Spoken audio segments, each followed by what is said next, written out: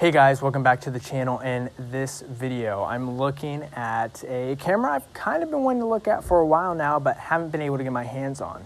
It's the notorious Sony A7iii.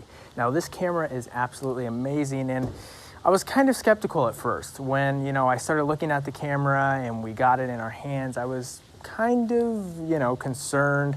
I wasn't sure if I was gonna like it. I wasn't sure what I was gonna actually think of the user experience on the Sony A7iii, but I gotta say that I really enjoyed using this camera for the last few days. Now obviously the B-roll you're gonna see is from what I've been shooting with today. It's not very complicated, but really I'm taking this review from a Nikon portrait photographer's perspective. I'm gonna kind of tell you what a guy who's been using DSLR for a while now thinks of this Sony mirrorless camera. So we're gonna be looking at the good, the bad. I'm gonna kind of tell you some of the specs of this camera as well.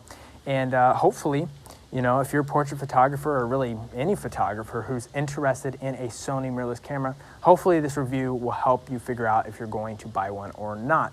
So firstly, let's talk about the specs of this camera. So the specs of this camera is pretty good. I mean, what we're looking at here is a 24 megapixel CMOS sensor in this camera, right? The autofocus is also really good with 693 points. It's a hybrid system, which means that it has face detection autofocus points and contrast-based autofocus points as well. This has 4K 30, and it also does S-Log3, so that's really good for cinematographers who really want a flat profile in order to color grade and do all that. The EVF is a 2.36 million dot EVF. It's very clear, very bright. I really enjoyed looking through this EVF. It also has a 5-axis steady shot stabilization system. IBIS is really important, and I can tell you this. Using this 85mm 1.4 with the IBIS has been a dream. Literally, I've been shooting with this and it's so good. I mean, it is really good. Like, it doesn't even look jittery. Some IBIS kind of looks jittery or whatever. It doesn't even look jittery. So I'm very impressed with the stabilization in this camera. Also, we have an ISO range of 100 to 51,200, but it can be extended to 50 ISO and all the way up to 204,800 ISO. And by the way, for you sports shooters out there, if you're interested in shooting a lot of frames with this camera, it will shoot up to 10 frames a second. Also, what's nice, it does have USB-C charging, and it does have things such as Wi-Fi, NFC, and finally, in a Sony, we got dual card slots. So anyone who shoots redundantly or wants to shoot overflow, they can do that in this camera. I really have enjoyed using this camera for the last few days. Oops, kind of beeped it there. But anyway, I've been using this camera for the last few days and really have enjoyed it. And I kind of want to talk about the ergonomics. Now, ergonomics of cameras are really subjective, and so it really depends on the shooter as to what they need as far as hand feel and all of that. But I found that I really enjoyed using this camera.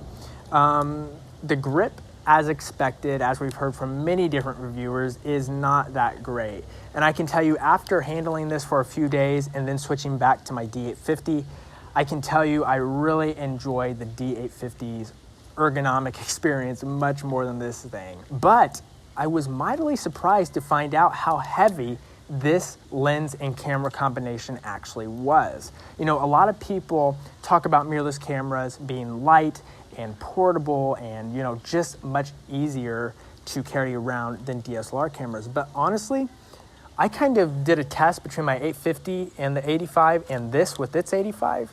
This honestly feels a little heavier in my hand and kind of more sturdy. And I don't know why that is, but it definitely wasn't very light in terms of the difference between the 850 and this camera. But you know what? I don't mind that because I do enjoy a more sturdy, heavier camera. So Sony did a really good job in terms of weight goes. The balance is very nice on this camera with this lens. Anyway, the ergonomics, they're not that great.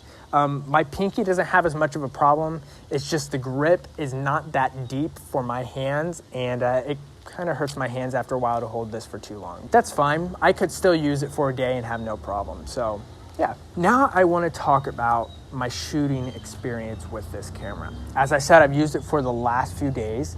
And also, as I've said, I'm a Nikon photographer and I mostly shoot portraits. And so what better lens to pair with this camera than the 85 1.4G Master.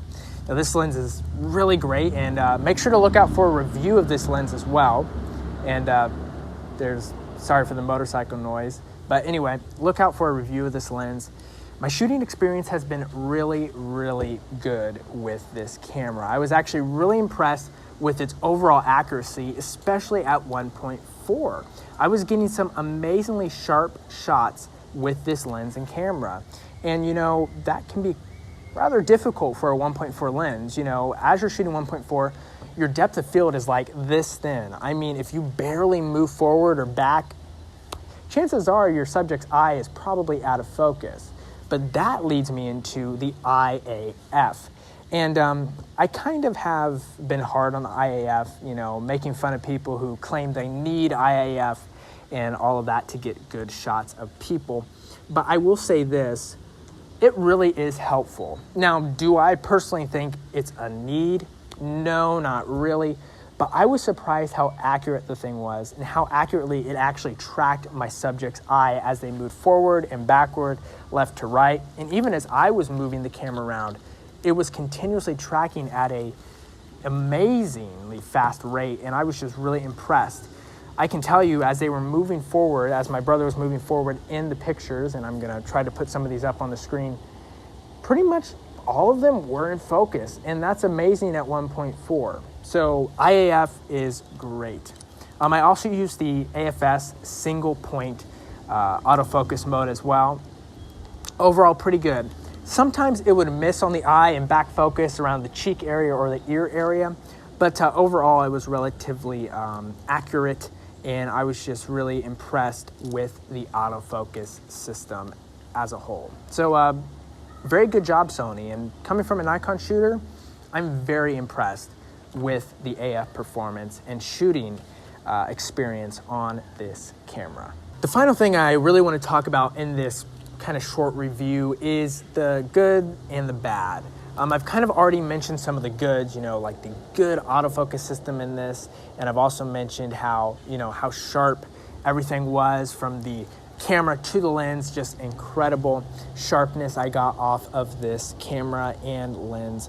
But the bad I want to talk about is, of course, I mentioned the ergonomics aren't that great. Honestly, there's not much bad I can say about this, but I will say this. I've heard stories about how terrible the Sony menu system is, and people were not kidding. The menu system in this camera sucks so bad. I mean, there were like tons and tons of pages, and it gets confusing after a while. And of course, like I said, I haven't used this camera that much, but I can say initial use, I was kind of confused trying to find what I was looking for, and it didn't help that much at all. So yeah, they really need to improve their menu system or reduce it down in some way, refine it, because it really does suck. But other than that, goods, bads, I don't really have anything bad to say about this camera. I mean, I've been really impressed, and don't underestimate this Sony. It's